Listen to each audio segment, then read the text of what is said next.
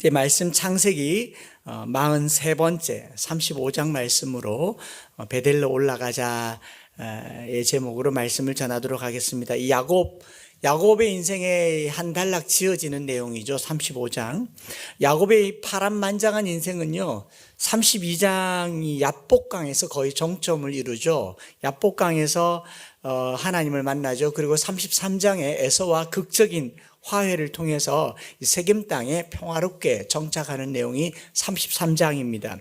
여기까지로 마무리되면 참 좋을 뻔했습니다. 그 한 장이 야곱 인생의 큰 어떻게 보면 상처가 될 수 있겠지 않겠습니까? 모든 가족을 이끌고 고향으로 돌아왔고 형 에서와 이 20년 30년 된 이 수곤의 과제를 화해로 풀었습니다. 이 과정에서 야곱은요, 야복강에서 하나님과 야베크했죠. 씨름했습니다.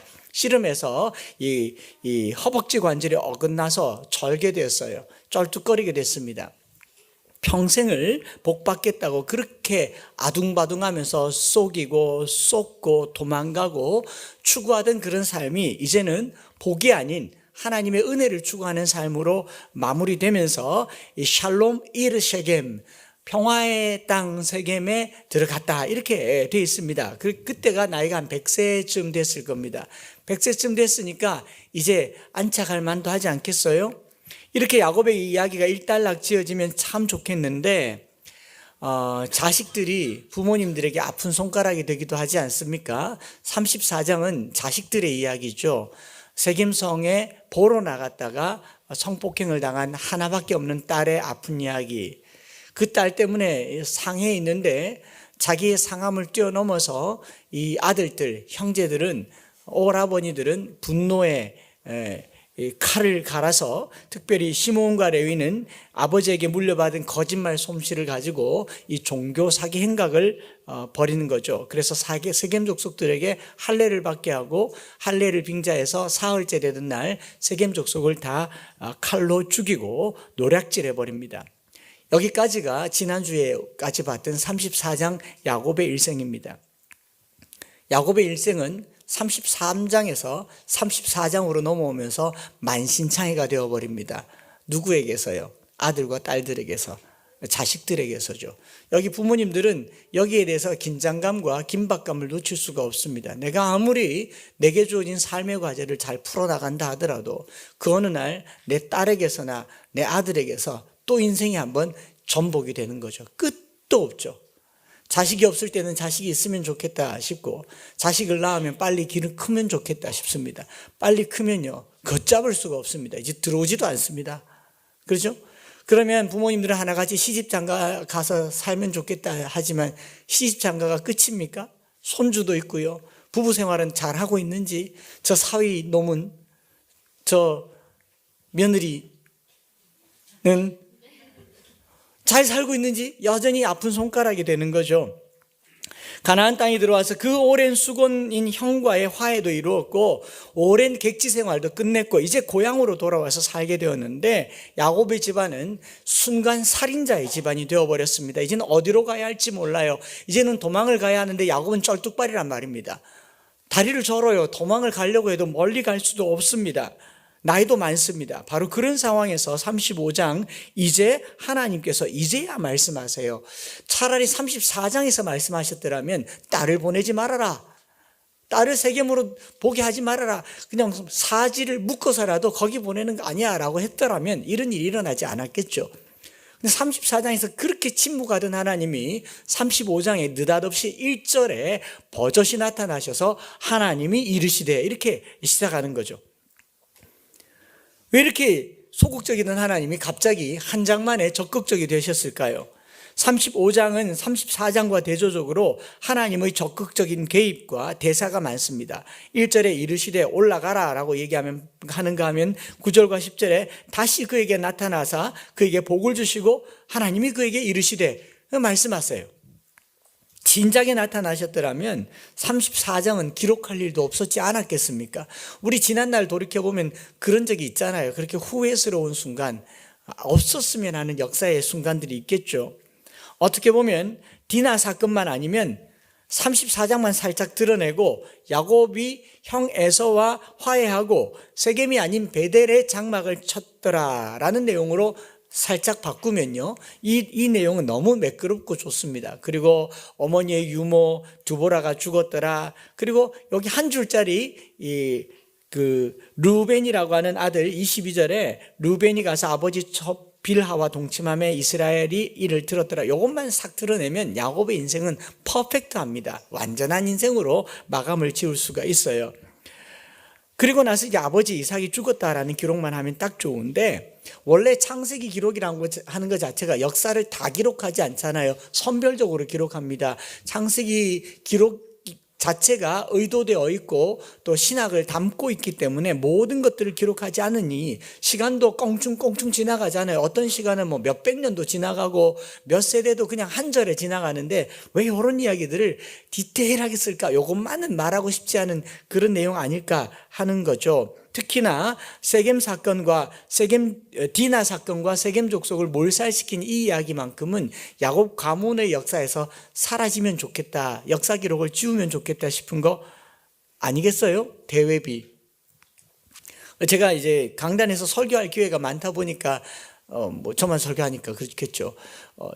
저희 집 얘기를 잘 하잖아요. 여러분들은 저희 집 아이들을 보지 않아도 잘 하시는 이유가 제가 말을 했기 때문에 그렇죠. 특히 자녀들 이야기는 아낌없이 잘 소개합니다. 그중에서 우리 따님 이야기를 예화로 잘 얘기해요. 제가 이걸 얘기할 때는 허락받고 하거든요. 자기도 나한테 아빠 이거는 설교할 때 얘기를 해도 되겠다 이렇게 얘기를 하고, 그래서 제가 얘기를 해요. 허락을 받고 얘기를 하는데 이게 시간이 지날수록 이제는 그만했으면 좋겠다 싶은 뉘앙스를 여러 채널로 제 귀에 들어오게 합니다. 뭐라고 말하냐면 그게 언제적 이야기인데 아직도 하냐고 이렇게 얘기합니다. 제 딸 입장에서는 한 번만 해먹으면 되지 또 하냐 이거죠. 무슨 말이겠어요? 부끄부끄 이런 거죠. 안 하면 좋겠다는 거죠. 그죠? 하나님은 다 용서하셨는데 하나님은 기억도 하지도 않는다고 아빠가 몇 번이나 설교했는데 아빠는 왜 그런 걸 기억하고 있냐고, 이제는 잊을 때도 됐는데 이렇게 얘기를 하는 거죠. 야곱에게 있어서 디나 이야기가 성경에 기록되는 것이 얼마나 속상하겠습니까? 두 아들이 한 족속을 다 몰살시켰어요. 살인자가 되었는데 얼마나 속상하겠습니까? 특히 오늘 본문의 첫 아들 르우벤이 아버지의 첫 빌하와 동침했다는 내용, 이런 건 한 절짜리인데 삭제해도 되지 않겠습니까? 아니면 필사자들이 이거 빼자 그러고 없음 처리하면 오히려 깨끗하고 깔끔할 수 있잖아요. 이런 나열 형태의 장황한 기록들이 35장에 있습니다. 좋은 내용, 나쁜 내용, 은혜로운 내용, 그리고 이게 왜 여기 있지 싶은 내용들이 35장에는 많습니다. 특별히 35장 8절에는 리브가의 유모 드보라가 죽었다. 어머니 리브가가 죽었다는 내용은 성경에 없는데 유모가 죽었다는 건 여기 왜 또 넣었는지. 그런가 하면 이 베델의 이야기 혹은 이름 바뀐 이야기, 그리고 라헬이 산고로 베냐민을 낳고 죽고 12아들 이야기, 마지막에 27절부터 29절까지는 아버지 이삭이 180세에 죽었다라고 하는 이런 나열 형태의 이야기가 기록되어 있는데요. 이런 그냥 이야기들이 계속 많이 나오고 35장은 마무리가 됩니다. 이렇게 다양한 이야기들을 모아서 한 챕터를 구성하고 있는 것들은 여러 전통의 자료들이 함께 모여서 이 족장들의 이야기를 구성하는 형태는 고대 사회의 흔한 한 인생사를 나열하는 이야기라고 얘기합니다. 특별히 창세기는 톨레도트라는 표현을 여러 번 썼죠. 무엇의 내력은 이러하니라, 누구의 후손은 이러하니라, 이렇게 얘기하는 톨레도트, 제네시스라고 하는 제너레이션이죠. 세대 혹은 내략, 대략이라고 하는 이 표현이 창세기 전체에 10번이 혹은 11번이 나오는데, 무엇의 내력은 이러하니라, 또 무엇의 자손이 이러하니라 라고 시작되는 요 족보가 창세기 단락이에요. 1장부터 50장까지의 장이라는 표시가 옛날에는 없었기 때문에 반복되는 단어로 창세기가 단락 지어지면 모두 11번의 단락으로 나누어지는데, 바로 36장만 넘어가 보면 에서 곧 에돔의 족보는 이러하니라, 요 족보가 톨레도트라는 단어입니다. 그리고 한 장 더 넘겨서 37장으로 넘어가서 2절에 보면 야곱의 족보는 이러하니라, 이제 단락이 있는 거죠. 그러면 한 단락, 족보는 이러하니라 라는 단락이 시작되기 바로 직전에는 마무리가 있어야 되잖아요. 그래서 여기가 야곱 이야기의 마무리다라고 보는 겁니다. 그러니까 새로운 이야기를 시작하기 전에 마무리를 하려고 하니까 이게 너무 바쁜 거예요. 그래서 다소 급한 마무리로 여러 이야기들 다 때려 넣어서 그냥 이 많은 이야기들의 조합이다라고 얘기를 합니다. 그러다 보니 여러 전승과 이야기들이 한꺼번에 소개되는 이런 경우를 뭐 구약 학자 중에 궁켈이나 브루그만 같은 학자들은 크게 의미가 없다. 여러 이야기들이 그냥 여기 있으니 큰 의미를 두지 말고 넘어가라라고 얘기를, 주석에 그렇게 적힌 건 처음 봤어요. 그냥 지나가려 한다 이렇게 적혀 있더라고요. 그래서 저희가 지나갈 뻔했습니다. 지나갈 뻔했는데 또 다른 구약학자의 책을 이렇게 보다가 고든 웨남이라고 하는 구약학자의 글을 보고 이게 그게 아니구나라는 것을 알게 된 거죠. 뭐냐니까 다른 시각에서 보면요, 이 35장에 나와 있는 조각난 이야기들, 1절부터 7절까지 베델로 올라가라, 8절에서 이 리브가의 유모 드보라가 죽었더라, 또 9절부터 15절까지 베델에서 만난 하나님 이야기, 또 16절부터 막내 아들 베냐민 낳은 이야기, 루벤이 사고 친 이야기, 이런 이야기들의 장황한 이야기들은 자세히 들여다보면 야곱이 경험한 이전 과거의 경험들과 연결되어서 앞에 있는 내용들을 연상하게 하는 추억과 회고의 기능을 하고 있다라고 주석을 한 겁니다. 굉장히 신선했고 그렇구나 해서 한 번 더 쳐다보게 된 거죠. 그래서 몇 군데만 살펴보면 그렇다 싶은 내용들이 등장합니다. 1절과 3절에 보면 하나님이 야곱에게 이르되 베델로 올라가라고 얘기하고 형 에서의 낯을 피하여 도망하던 때에 나타난 곳에 가서 제단 쌓으라. 3절에도 베델로 올라가자. 이 베델이 어딘가에서 앞으로 넘어가 봤더니 28장을 생각나게 하죠. 처음에 도망 다닐 때 한 30년쯤 지난 시간이니까 30년 전을 시간을 거꾸로 끌어들이는 겁니다. 2절과 4절에 보면 너희 중에 있는 이방 신상들을 버리고 자신을 성결하게 하고, 너희 중에 있는 이방 신상, 이미 그들 손에 이방 신상이 있어요. 이게 언제부터 있었을까를 생각해 보니까 31장에 외삼촌 라반의 집에서 온 가족이 나올 때 야곱의 아내 라헬이 뭘 훔쳐 나옵니까? 드라빔을 훔쳐 나왔잖아요. 그게 아직까지 여기 있었던 거죠. 그러니까 여기 나와 있는 한 단어들은 야곱이 지금까지 경험한 모든 경험들을 소환시키고 있는 내용인 겁니다. 그리고 갑툭튀죠. 갑툭튀 뭔지 아세요? 갑자기 툭 튀어나왔다를 갑툭튀라고 합니다. 차가 이렇게 쓱 나오면 어머 갑툭튀 그렇게 얘기해요. 이게 왜 갑자기 툭 튀어나왔냐, 이런 생뚱맞다라고 하는데, 8절에 보면 리브가의 유모 드보라가 죽음에, 그냥 이 한 절로 드보라는 역사 속에 등장했다가 사라져요. 이게 뭘까 해서 찾아보니까 24장 59절에 더 먼 과거의 이야기가 있어요. 야곱의 어머니 리브가가 바단 아람에서 이삭에게 시집 왔을 때, 야곱의 집에 시집 왔을 때 동행했던 유모를 이렇게 소환시키는 거죠. 24장 59절에 보면 그들이 그 누이 리브가와 그의 유모와 아브라함의 종과 그 동행자들을 보냈다. 이 유모가 이 드보라인 거예요. 그러면 이 드보라라는 이름은 어디까지 소환시키느냐? 어머니 시집 오던 시절까지 소환시킵니다. 심지어 야곱을 이스라엘이라고 부르는 장면은 33장에서 일어났던 일인데 반복하고 있고요. 루스를 베델이라고 명명했던 이 이름 바꾼 이야기도 28장에 있는 내용을 다시 이곳으로 반복시킨 거죠. 그리고 16절부터 나온 라헬이 베냐민을 낳다가 죽었다는 이 이야기도 조금 더 소급해보면 창세기 29장과 30장에 야곱의 아내들 레아와 라헬이 아이를 놓으려고 계속 경쟁하다가 요셉을 낳고 난 후에 이 30장 24절에 보면 그 이름을 요셉이라 하니 여호와는 다시 다른 아들을 내게 더하시기를 원하노라. 이 구절을 이어받아서 베냐민을 놓은 겁니다. 그러니까 이 본문은 다시 창세기 30장으로 소환시키는 거죠.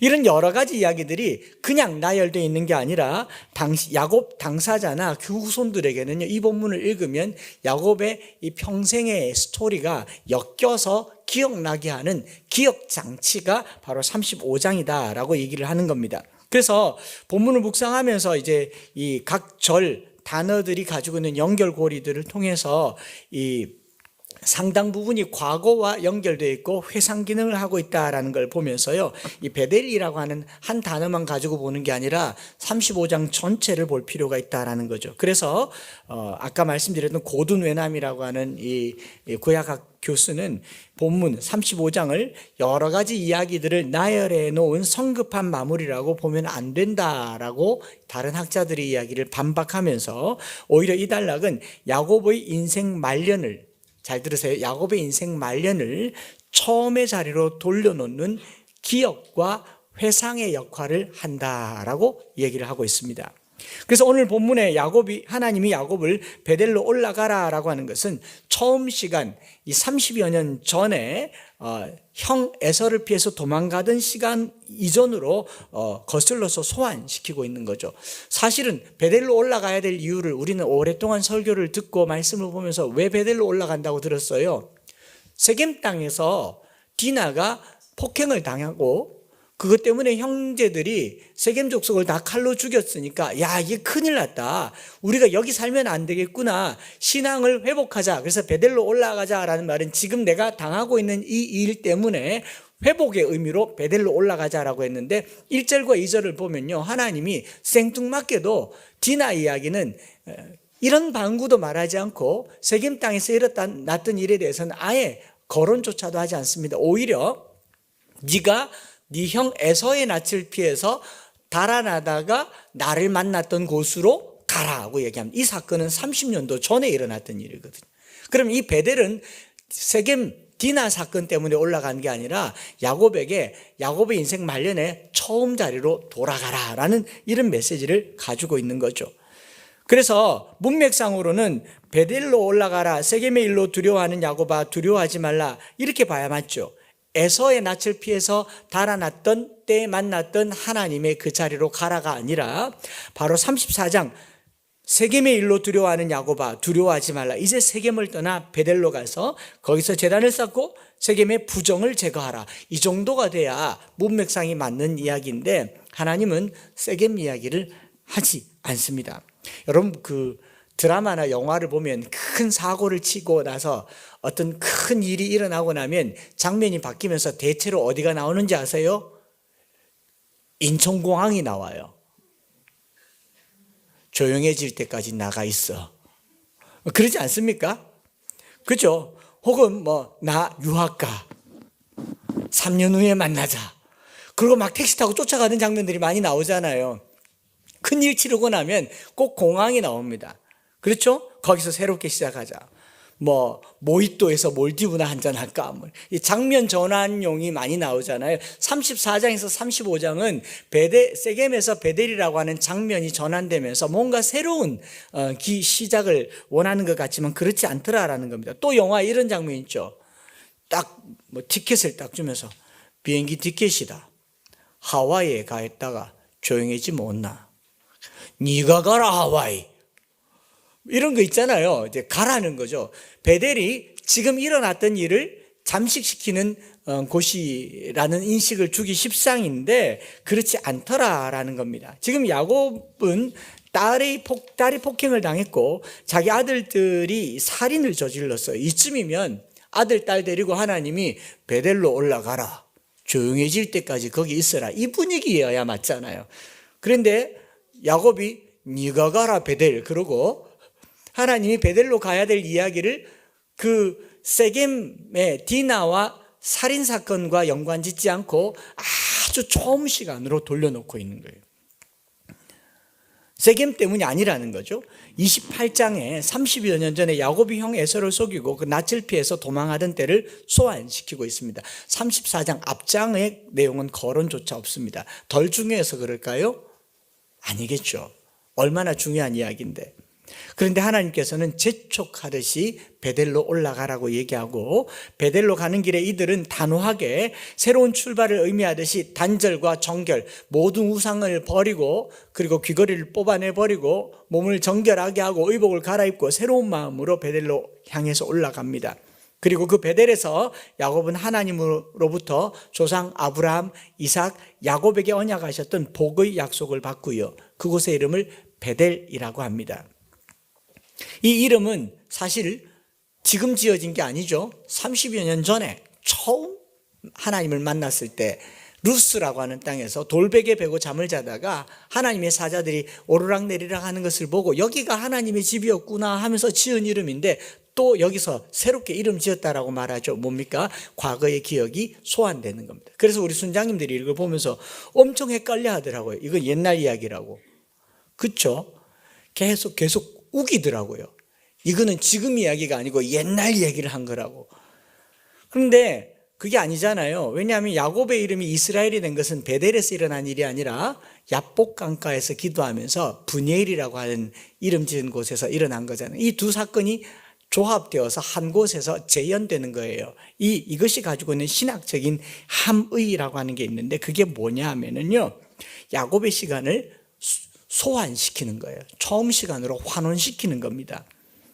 그리고 다시 라헬이 베냐민을 낳다가 죽은 내용은 30장으로 루벤의 안 좋은 사건들 12아들들의 이름들이 나오고 갑자기 아버지 이삭이 죽고 장례를 치르고 이야기는 끝이 납니다.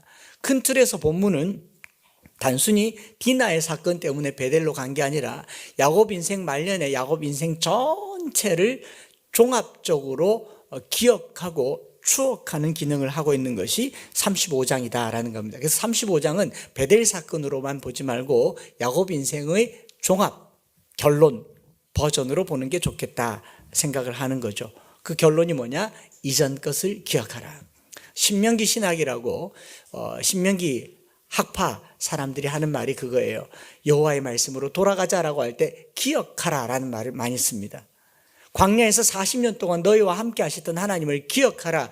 의복이 헤어지지 않았고 발이 부르트지 않았고 목이 마르지 않았고 굶주리지 않았던 하나님을 기억하고 그의 말씀을 붙들라라고 했던 것처럼 구약 성경 상당한 부분에 인생 말년에 우리에게 주는 큰 메시지는요, 기억하라라는 거죠.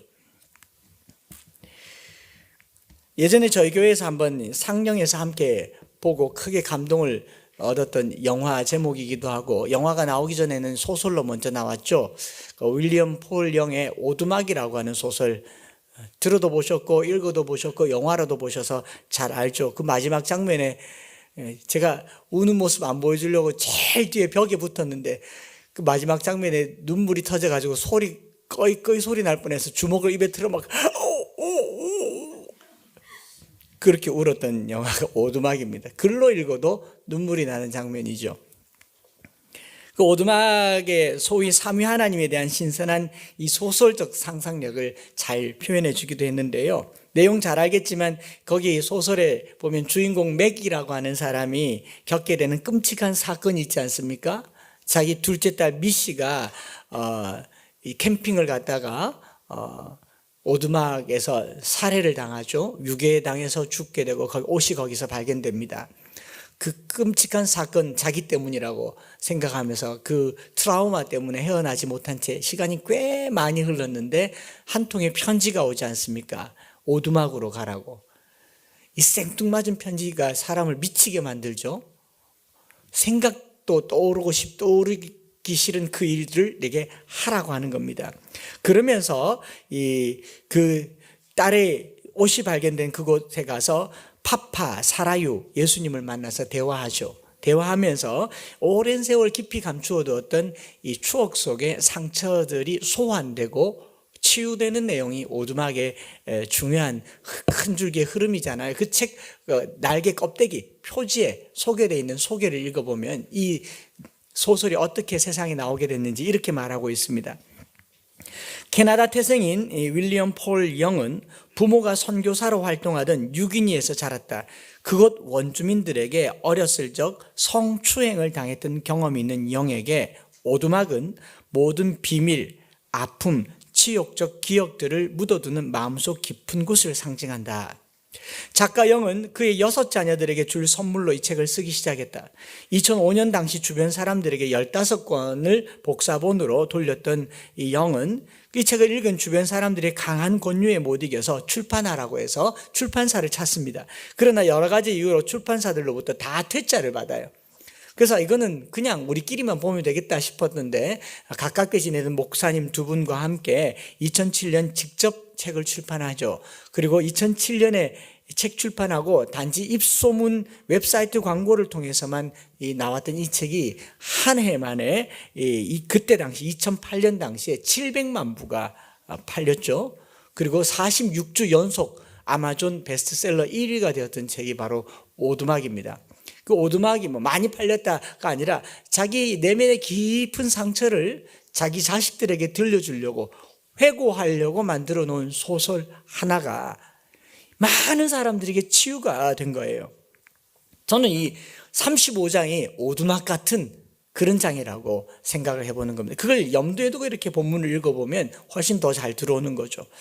그런 의미에서 오늘 우리에게 주는 베델로 올라가라 라는 메시지도 이런 맥락에서 본다면요, 첫 번째로 기도할 제목이 있어요. 우리 과거에 누렸던 은혜의 시간과 장소를 소환해보는 이 가을이 되었으면 좋겠습니다. 생각하셔야 돼요. 너무 바쁘게 살잖아요. 분주하게 살잖아요.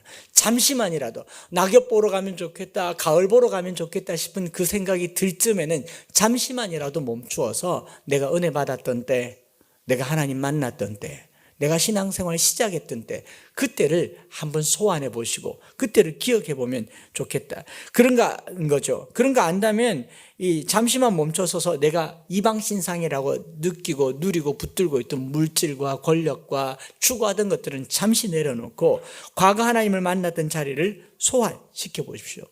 11월입니다. 11월은 무슨 달이냐? 10개월이 원래 가득 찬 만달인데 2달은 하나님이 보너스로 주셨어요. 11월 달에는 10개월을 살고 난 다음에 1월을 회상하라고, 12월은 적어도 2월 달에 네 삶이 어떻는지 회상하라고 이 2달을 하나님이 주셨는가 아닌가 생각을 합니다.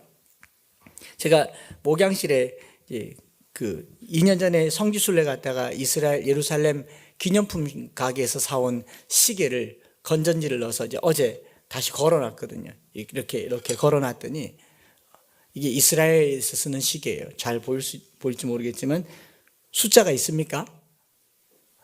숫자가 없어도 어디가 1인지는 안 봐도 다 알죠. 여러분 히브리어를 몰라도 이게 1이구나, 2구나, 3이구나 요 정도는 다 알죠. 뭐 설령 안 적어놔도 지금 몇인지는 알지 않습니까? 그런데 영서가 어제 제 방에 들어와서 딱 보고 알레 빼뜨긴 메달레 대바부 자인 헤테드 요두 그다음 없거든요. 알파벳을 아는 겁니다. 303 비전 주말 학교를 나오면 히브리어 알파벳 정도는 압니다. 저게 언제 배운 건데 알레 빼뜨긴 메달레 대바부 자인 헤테드 이걸 아는 거예요. 히브리어에는 원래 고대 히브리어에는 숫자가 없습니다. 아라비아 숫자는 한참 후의 일이니까 히브리어가 통용되던 시기에는 수를 계산할 수가 없으니까 알파벳 순서대로 1, 2, 3, 4, 5, 6, 7, 8, 9, 10이에요. 그 요두가 10이거든요. 10이면 11은 10과 1을 합친 거죠. 요두 알렙, 요두 베트 이렇게 붙여놓은 겁니다. 앞에 10만 붙인 다음에 어디로 돌아갑니까? 1, 2, 3, 4로 돌아가고 있는 것. 이게 이제 히브리어 알파벳 체계예요. 제가 이걸 이렇게 보고 있는데 10이 지나고 나면 1로 돌아가라라는 게 이게 보이는 겁니다. 하나님도 하루에 10시간을 주셨고요. 11시부터 12시 사이에는 지난 시간을 돌아보면서 다음 시간을 준비하고 이게 2번 돌면 0시가 되는 겁니다. 이게 진리라고 볼 수는 없겠지만 해석하자면 왜 12지간을 쓰겠습니까? 이런 걸 이렇게 보면서요. 한참 이걸 보고 있다가 35장에 이런 기능이 아닐까 생각을 해봅니다. 이 완전한 인생 말년쯤에는 항상 회고하고 추억하고 기억해야 우리가 살 수가 있는 겁니다. 이게 내게 깊은 치유가 돼요. 최근에 저희 교회 권사님 한 분이 논문을 쓰셨는데 제가 보고 너무 감동을 받았어요. 논문에서 은혜를 받은 논문은 처음 봤습니다. 그 논문이 뭐냐 했더니 자기의 과거의 기억들을 끄집어내어서 미술치료에 상담자의 자기 치유 과정을 그림으로 그렸는데 너무너무 생생하게 그 기억들이 끄집어내어서 나오더라고요. 거북이 등에서부터 시작해서 나오는 그 기억들이. 참 온전한 치유자가 아닌가 생각을 해봐드렸습니다. 지금 가을이에요. 우리가 뭔가를 열심히 하고 뭔가를 바쁘게 다니지만 잠깐 멈추어서 생각하고 기억하고 소환하는 은혜가 있기를 축복합니다. 시간상으로 보면요, 35장 마지막에 이삭이 죽었는데 이삭의 나이가 180세입니다. 180세에 이삭이 죽으면 야곱은 몇 살이냐 하면 120세예요. 야곱과에서는 이삭이 60세에 났으니까. 자, 120세의 아버지 이삭이 죽었습니다. 그리고 이 일은 거의 100세에서 120세 사이에 일어난 일이에요. 100세만큼 살다가 한 20년의 시간이 회고된 거. 뭐 꼭 숫자 가지고 노름하고 싶지는 않지만 야곱 개인에게는요, 과거 자신이 경험했던 모든 기억들이 떠오르는 단어들이 여기 다 들어가 있습니다. 소환되는 주마등 같은 단어들이 여기 있어요. 에서, 베델, 도망, 이방신상, 리브가의 유모, 두보라, 상수리나무, 심지어는 이 야곱, 이스라엘, 이런 이름조차도 하나님께서 다 기억하게 하는 겁니다. 한 주간 동안요, 한번 생각해 보세요. 어떻게 사셨습니까, 여러분? 올 한 해 코로나 동안 어떻게 사셨습니까? 혹은 지금까지 40년, 50년, 60년 어떻게 사셨습니까? 이 생각하는 가을이 되시기를 축복합니다. 지난 2주 동안 금요일 기도회 마치고요, 금요 기도회 가요, 황윤선 목사님 모시면 어록 같은 걸 잘 남기시더라고요. 추석에 단풍에 물들듯이 우린 하나님께 물들여야 합니다. 뭐 이렇게 확 오더라고요. 금묵자흑이라면서요, 하나님을 가까이 하면 하나님 색깔이 나올 수밖에요. 할렐루야. 이런 이야기들은 문학서적을 많이 읽은 문학소년, 문학 늙은이 에서 나오는 이야기겠죠. 지난주 금요일에 뭐라고 얘기하냐니까 하나님을 철학하래요. 하나님에 대한 생각을 내성으로 강화시키라고 합니다. 이런 생각들이 어디서 나올까 싶어요. 우리는 하나님을 믿는다고 하지만 그게 내게 철학이 되고 신학이 되어서 단단한 사고로 묻어지지가 않거든요. 그래서 너무 좋아서 이제 금요 기도회를 마치고 황 목사님을 집에 가려고 하는 걸 금요일 저녁마다 오늘은 우리 집이 더 가까우니 우리 집으로 가자 그래가지고 저희 집으로 데려가서 어묵탕을 시켜놓고 새벽 2시, 3시까지 얘기를 하면서 두런두런 그렇게 시간을 2주를 이상을 보냈습니다. 그러면서 뭐 낄낄 깔깔 웃으면서 과거를 소환합니다. 그랬더니 이제 어느 정도 시간이 지나니까 별의별 얘기가 다 나오겠죠. 고등학교 시절, 연애 시절, 그리고 결혼 후에 저 인생의 참 가장 어려운 시절은 황윤선 목사님 집에 더부살이 했었거든요. 방이 없으니까 한국 나왔을 때 그 집에 방에 얹혀서 살았던 그런 시절들을 이 얘기를 쭉 하고 있으니까 제 아내의 입에서 툭 나오는 말이, 참 그래도 고맙다. 너희들 없었으면 우리가 어떻게 살았겠노. 희한하다잉, 고맙다, 친구야, 이러더라고요. 이게 과거를 떠올리는 하나의 방법 아니겠습니까? 때로는 잊어버리고 다시 기억하고 싶지 않은 아픈 기억도 있겠지만 그런 아픔들이라 할지라도 끄집어내어서요, 생각하다 보면 하나님이 만지시고 회복시키시고 일으키시는 은혜가 있을 줄 믿습니다. 그래서 생활 숙제를 드립니다. 2021년도 다이어리를 새로 쓰기 전에 2020년도 다이어리 앞장부터 하나하나 넘겨보십시오. 그리고 가족들과 함께 가정예배 드리는 어느 날은 이 앨범 없으면 스마트폰 꺼내가지고 사진 쭉 넘기면서 보십시오. 10분도 안 돼서 여러분들 입에서는 이런 말이 나올 겁니다. 이런 게 있었네. 이것도 했네. 이야, 감사하다. 물론 많이 늙었다, 그걸 비하면 내가 형편없다 이렇게 말할 사람들도 있겠지만 대다수는 이거 보면서 참 좋은 시절이 있었네, 이때 참 재밌었네, 야 이래 젊었나, 이게 내 얼굴이가, 이러면서 우리의 마음은요 그 시절에 함께했던 하나님으로 소환되게 되는 줄 믿습니다. 그 삶을 가을에 소환해 주셔요. 그래서 다시 윌리엄 폴의 오두막을 가보면요, 오두막이 정말 가고 싶지 않았던 그곳으로 다시 가서 이 하나님께 따지잖아요. 계속 따져 묻고 왜 그랬냐고, 이렇게 할 거면 그러지 말았어야 되지 않느냐고 따져 묻고 대화하는 과정 가운데 영이 발견하게 된 게 뭡니까? 딸의 사건이 있기도 전에 자기가 아버지에게서 받았던 그 상처가 소환되죠. 거기서 펑펑 울면서 하나님을 만나는 그런 기억의 소환, 이게 기억이 주는 은혜이고 치유인 줄 믿습니다. 한번 해보세요. 가정예배 드릴 때 아이들 데리고 갓난쟁이 때 이랬는데 다 망가졌네. 이랬는데 이게 뭐가 아니고, 그 단칸방에서 살았던 시절, 그 어눌했던 시절, 없어서 힘들었던 시절, 인생 최악의 시절. 제가 우리 집사님 한 분이랑 시내 길을 걷는데 이 길은 오기 싫다고. 왜 오기 싫은가? 아픈 기억이 있대요. 그 상업은행 옛날에 맞죠? 그 아픈 기억이 있대요. 그때가 제일 어려웠는데 사기도 당하고. 곰곰이 생각하면 그 어려운 시절에 하나님 만났다잖아요. 그 하나님께 매달렸다잖아요. 그 기억이 있어야 우리가 사는 겁니다. 놀고 싶다 하지 마시고 내장산 단풍 좋더라 그러지 마시고 한번 생각해 보세요.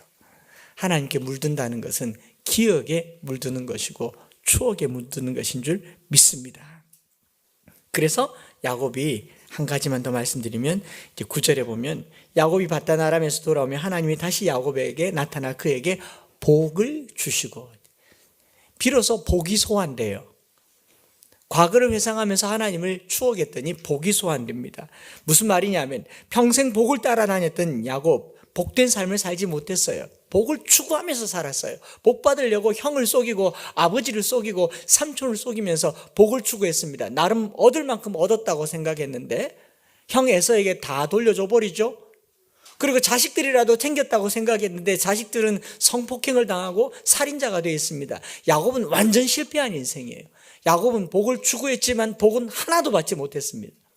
모든 것을 다 잃었다고 생각할 즈음에 하나님이 소환되니 비로소 하나님이 복을 소환하시더라. 라임 됩니까? 하나님을 소환하니까 복의 근원 대신 하나님이 복을 소환해 주시더라. 이겁니다. 그래서 아브라함에게 약속하셨던 복과 이삭에게 약속하셨던 복, 이제 하나님이 주권적으로 야곱에게 복을 내리세요. 11절부터 13절.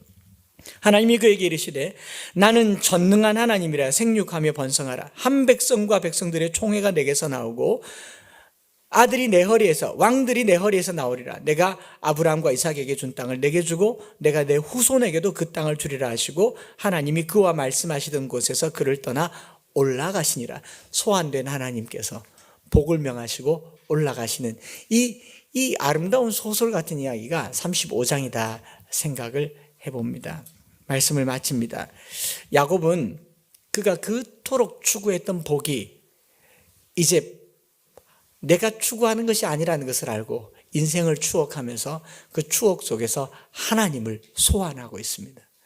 여러분, 이 11월, 12월 2달 동안요, 한 해 동안 하나님 어떻게 함께 하셨는지 보세요. 지난 10개월 동안 저와 여러분들을 지키셨습니다.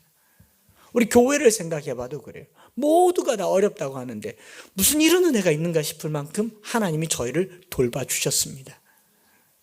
하나님을 소환하셔야 돼요. 그러면 내가 비로소 추구하던 것들을 하나님으로부터 얻게 될 줄 믿습니다. 그러다가 앨범 보면서요, 입에서 이런 말이 나와야 돼요. 지금까지 지내온 것 주의 크신 은혜라. 자나깨나 주의 손이 항상 살펴주시고 모든 일을 주 안에서 형통하게 하시는 그 은혜가 저와 여러분들에게 넘치기를 축복합니다. 우리 성도들이 열심히 사시는 거 좋아요. 맞아요. 그렇게 살아야 되는 거 맞지만요, 여러분들이 열심히 산다고 안 됩니다.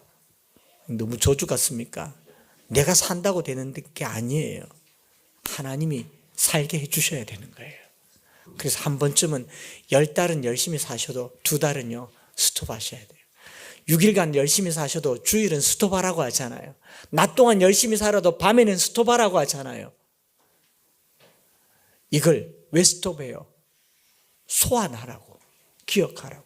한 주간 동안 하나님을 뜨겁게 기억하는 저와 여러분들 되시기를 바라면서 다시 복음 앞에 이 찬양 드리며 한번 기도하겠습니다.